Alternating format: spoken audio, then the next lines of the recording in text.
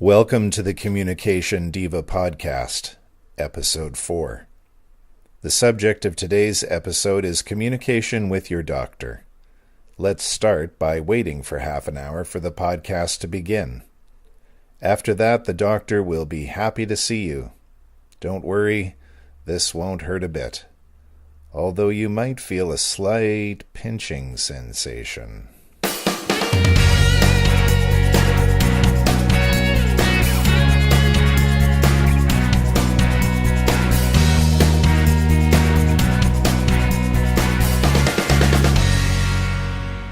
Hey everyone, this is Jenn Swanson, and welcome to the Communication Diva podcast, the podcast that explores all areas of communication and hopes to help you improve your communication and thereby deepen your relationships with other people. Well, I wanted to start by saying that I so appreciate all of you who are listening. It's been so much fun getting this podcast going and then watching the numbers of people who are listening and people who are listening from around the globe. There are about 3 episodes up on the site, and this will be the 4th. And already there are quite a large number of people listening, and it's fascinating to see how far the reach is. Sometimes I don't even know where the places are in the countries that are listed, and I have to go to the map to look them up. So that's lots of fun. That's the amazing thing about this technology is it allows a person like me to communicate with people kilometers or miles away and quite often even continents away. So thank you again, and I hope that you continue to get valuable content and that you will come and say hello to me over on the website at www.communicationdiva.com, and so that I can put some names to the numbers and some names to the locations that I am seeing showing up on the statistics that I've got. It's been a great time. Before I get into the content for today, I wanted to say something else, and I wanted to say something about the process of starting up a blog or a podcast. I use a hosting organization called Bluehost, which is a hosting provider for the blog. And I wanted to tell you something about Bluehost because it does have to do with communication, and I'm pretty impressed with them. So my husband Scott and I decided the other day to buy a couple of other domain names, and I'm not going to say what those are just yet because we're working on a couple of other projects that we plan to start this year. But Bluehost was recommended to me by some online people that I really trust and admire. And so I went with them to host the Communication Diva site. And so far I've been very happy with how easy it was to set up, with what their customer support is like, and all of the rest of it. So we decided when we thought up some new domain names that we would just go with Bluehost again. So went online and put in the credit card number and bought them, and that was all fine and dandy. But what impressed me was what happened the next morning. So the next morning, I get a phone call on my cell phone from Bluehost. Now, I've bought lots of stuff online before and put in my credit card and never thought about it again. But Bluehost was looking to make sure, security-wise, that it was me that had done this, and that it was indeed me that wanted to buy these domain names and start doing things online under the particular credit card that I put in. And, I really appreciated that. I said, yes, I did purchase these, and I that's what I intended to do. And I really thanked the person. And then he said to me, do you have any other questions about anything?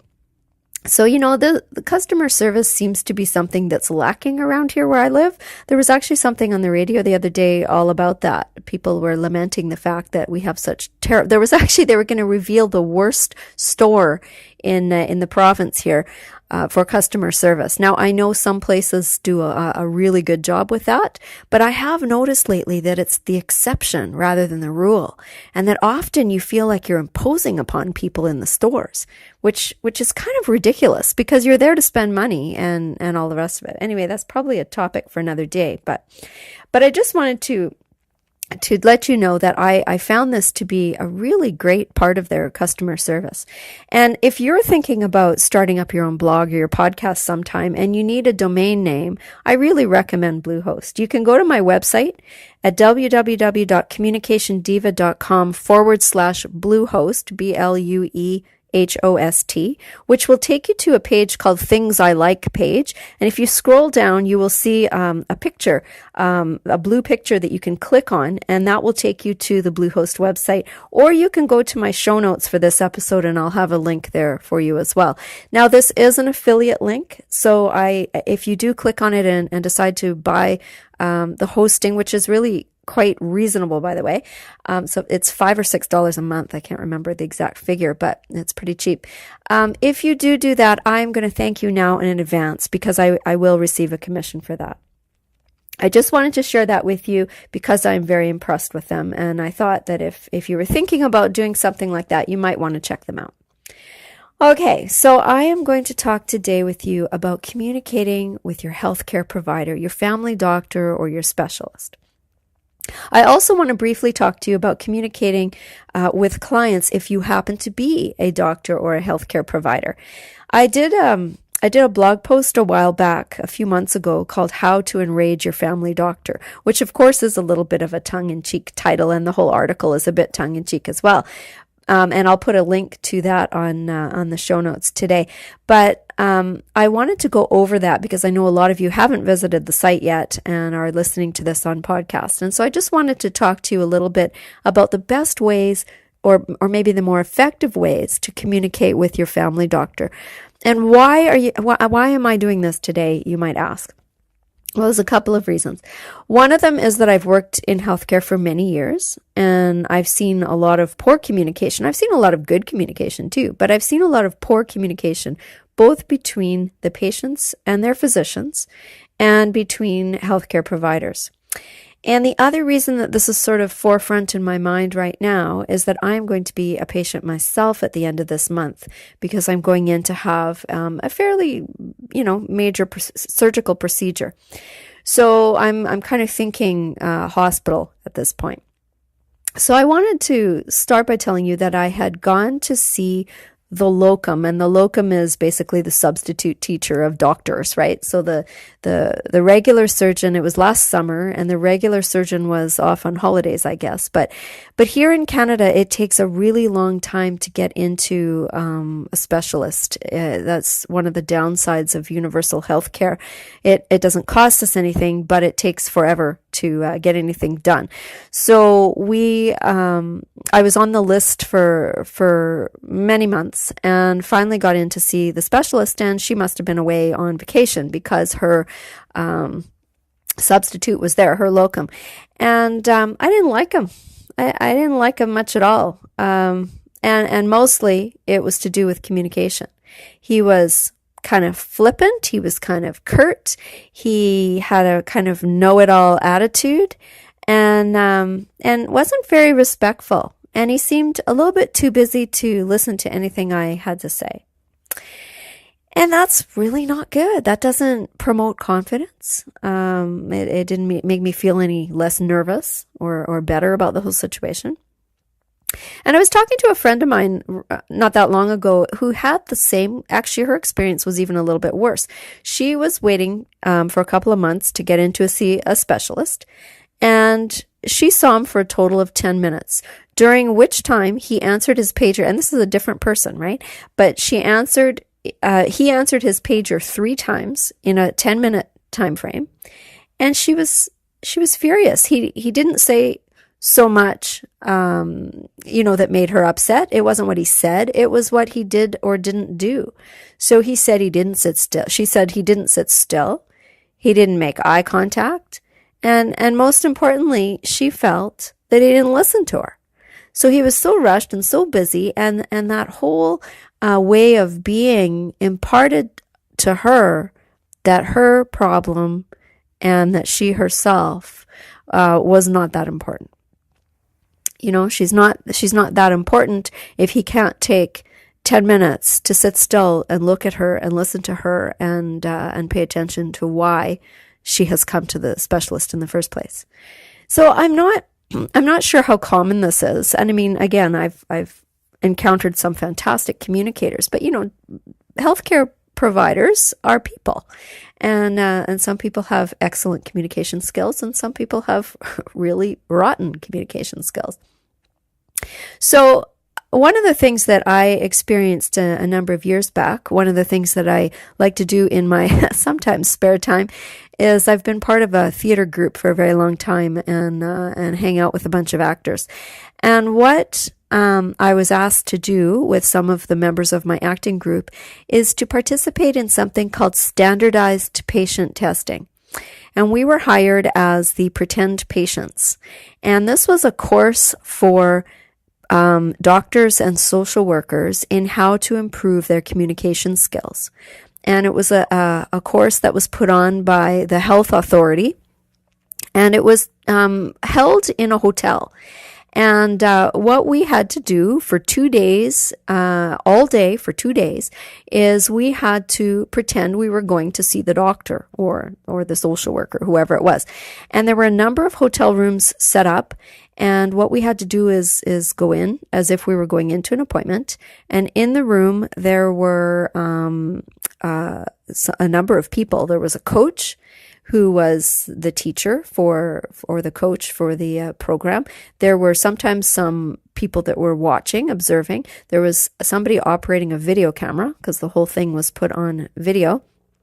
And there was the physician or the social worker themselves who were supposed to role play with the actor that they were doing a hospital visit, or not a hospital visit, pardon me, a doctor's office visit. So as patients, standardized patients, we were given instructions that we were coming in for this reason with this complaint and this reason, but there was a deeper underlying reason that we were given. And we were not supposed to reveal that deeper underlying reason unless we felt comfortable and confident with the person that we were role-playing with.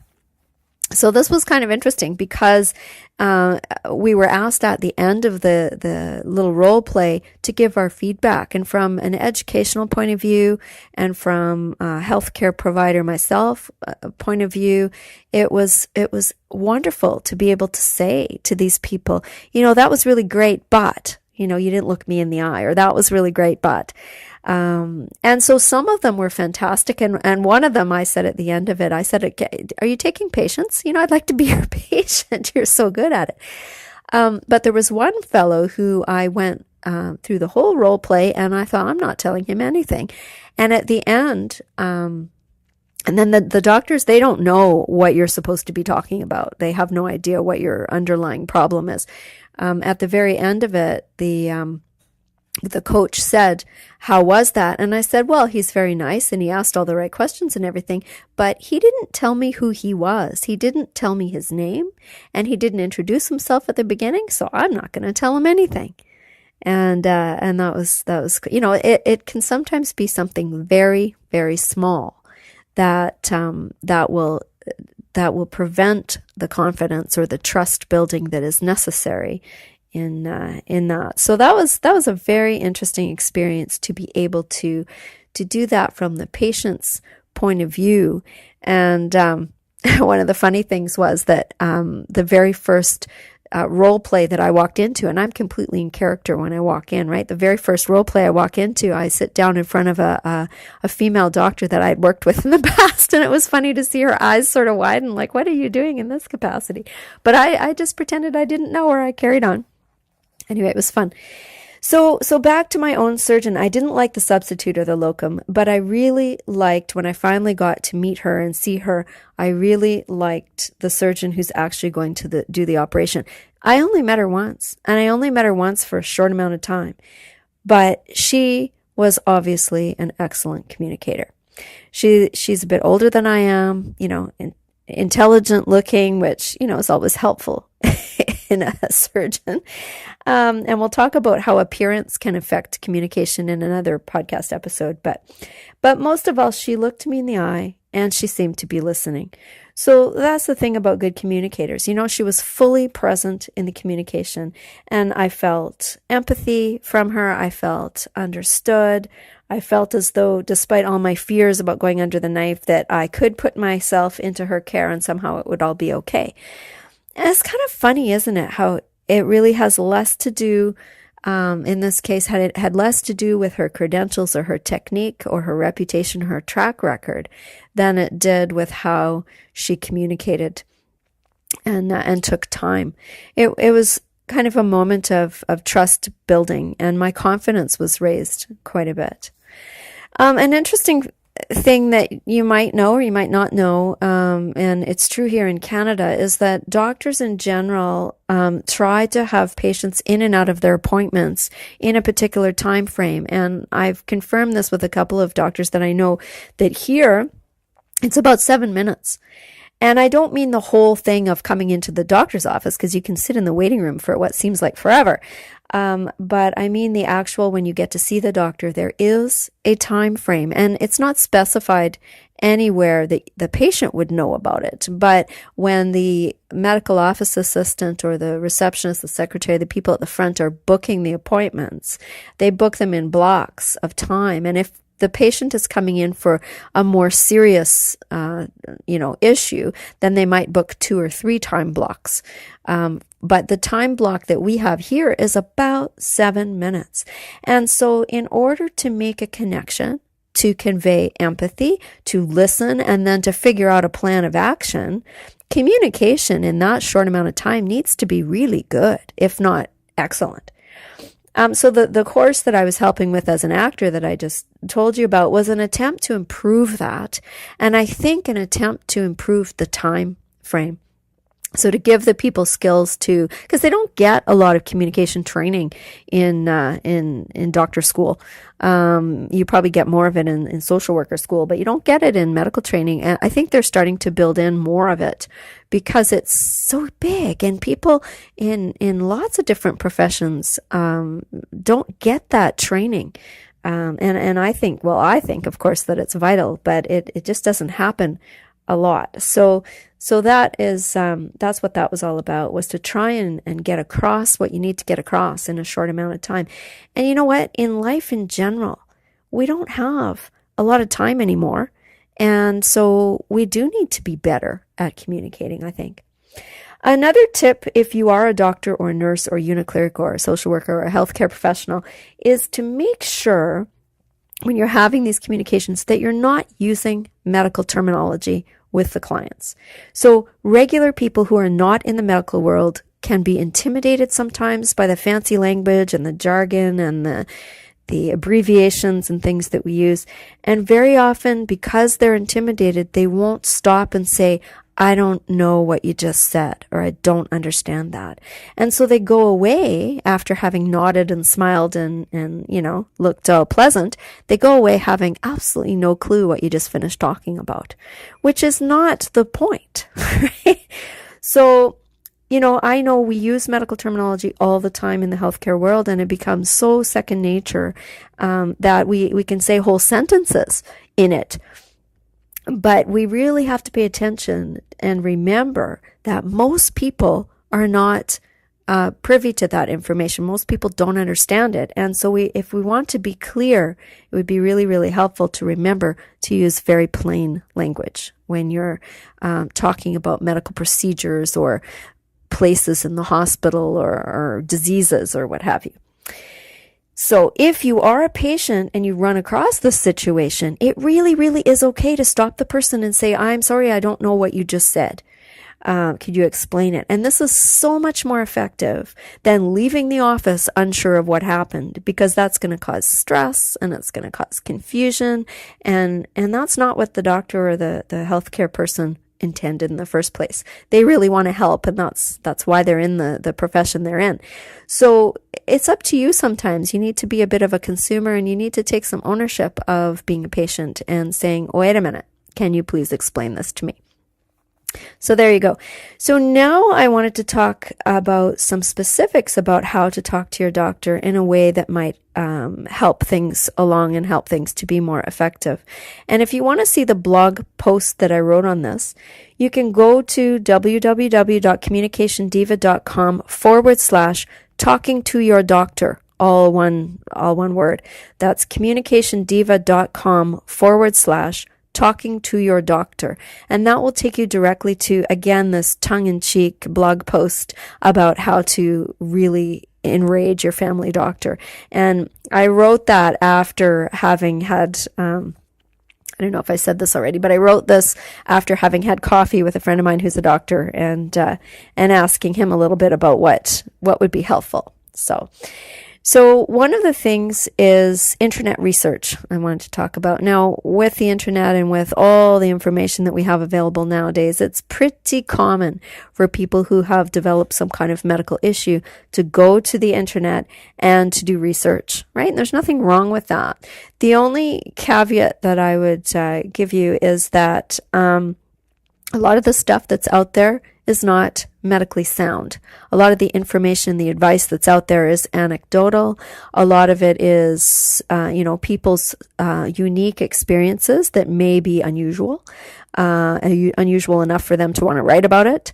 And not all of it is sound.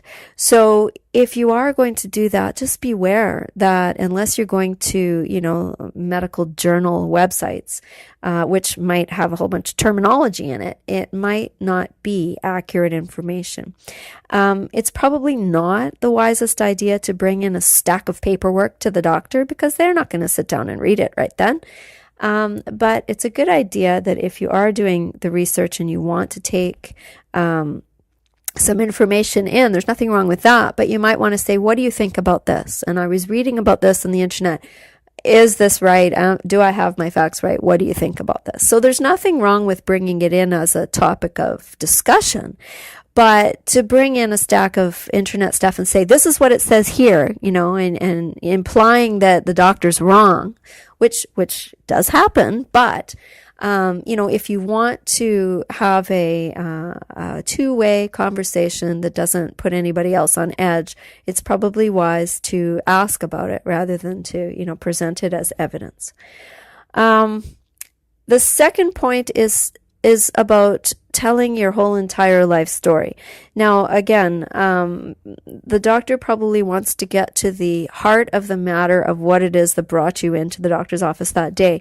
So you probably don't want to go back to, 1925 when this happened to you, unless it's completely relevant to what's happening to you today. So get to the point of why you're there, what brought you there, what are the symptoms, what are the problems, what's wrong right now. And maybe they'll ask you about some history, but you don't need to start at the very, very beginning of your whole life with what the issue is. Just get sort of specific. Bringing in a list of medications is really helpful, especially if this is a doctor you haven't seen before, you're going to a walk-in clinic, or it's somebody new, is to have a list, because, just saying that it's the little blue one for your heart or whatever is not really all that helpful. So having a list of medications, if you don't have any way to make a list, bring the medications themselves in a bag or something.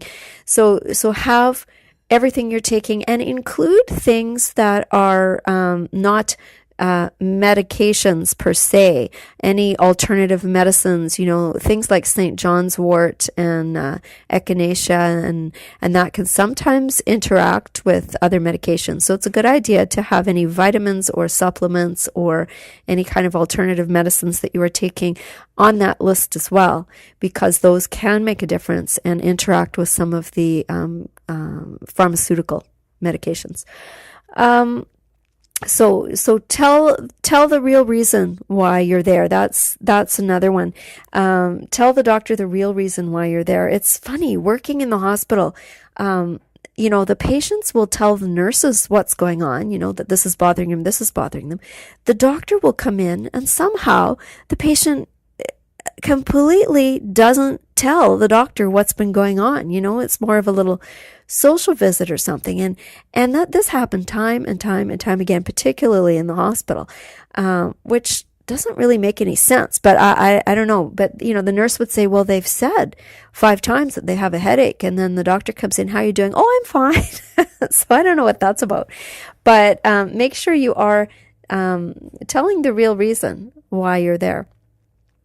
Ask questions. You are allowed as a patient to ask questions, and you might have some questions before you ever get to the doctor's office. And so you might want to write those down so you don't forget. Have them written down and bring those in and just say, I have a couple questions. I wrote them down because I thought I might forget them.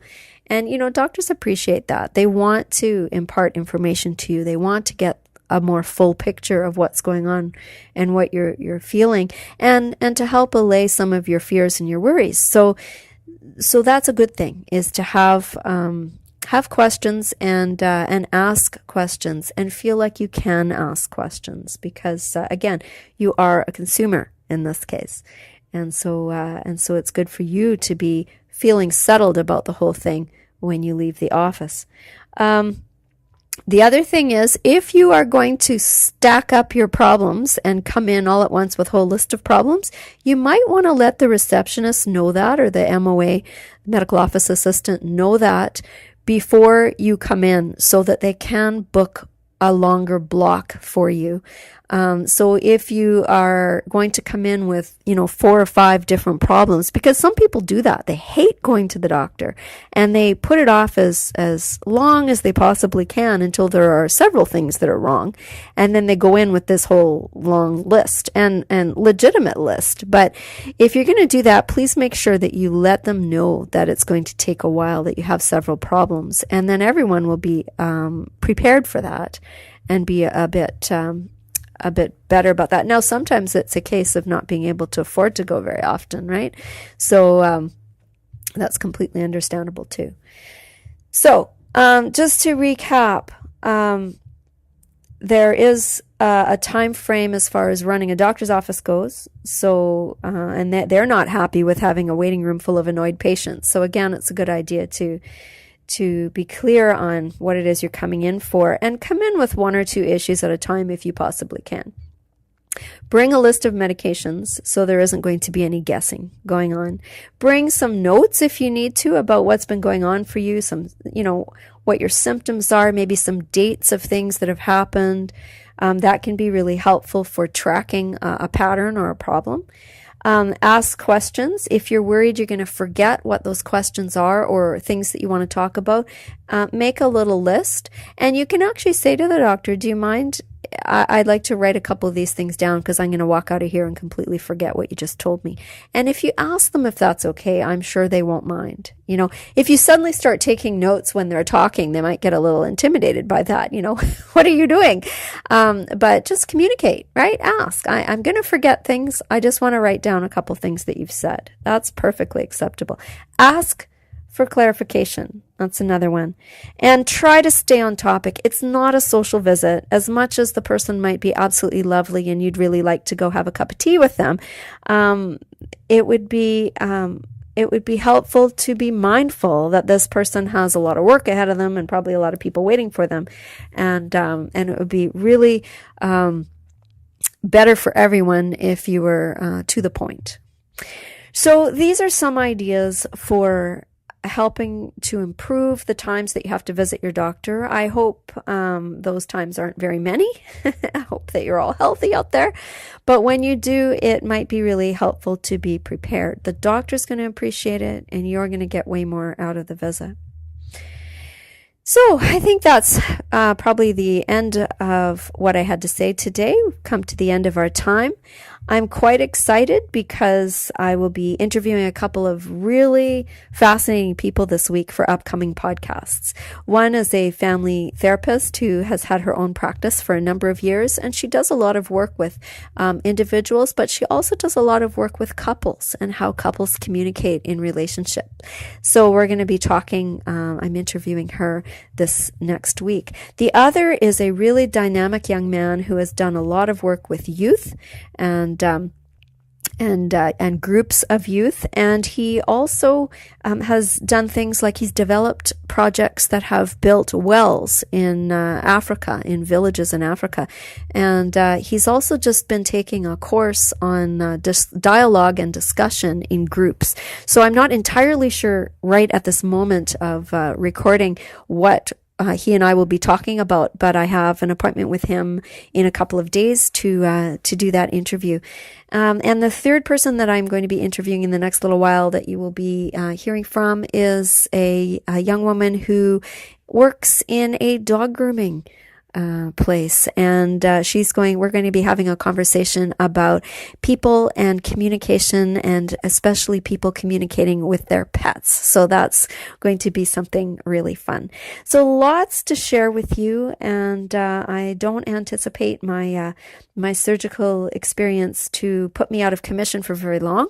So I'm hoping to still continue to get podcasts out at least once a week. I would like to thank you again for listening, and I invite you to come over to the website at www.communicationdiva.com. Come say hello to me on Facebook. You can join my Twitter community at Jenn Swanson, Jenn Swanson 2, the number 2, on Twitter. I'd love to meet you and to find out what there are things that you would like to know more about communicating. If there's anything you'd like to explore, if there's anything you'd like me to find out about or talk about, or any guest suggestions that you might have for people and for communication. So that's all I have to say for today. Until next time, this is Jenn Swanson at Communication Diva. Happy communicating.